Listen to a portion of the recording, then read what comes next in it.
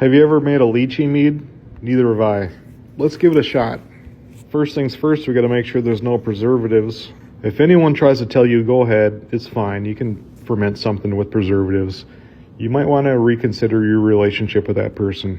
I see a fair amount of sediment, so I'm going to let that settle before I dump it in the fermenter.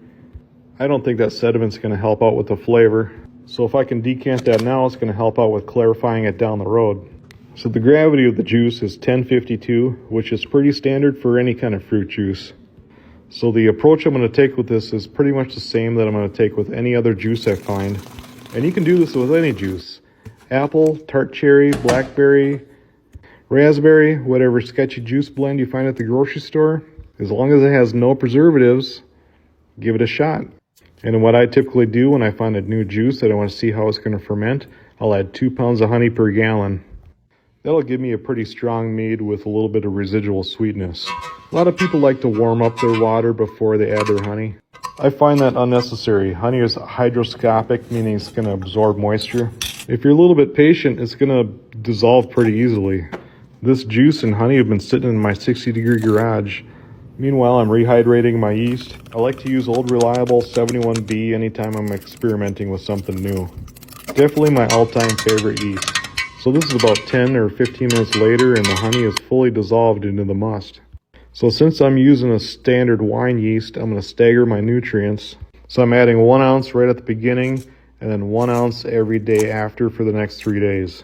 And that's going to ensure more of a stable fermentation.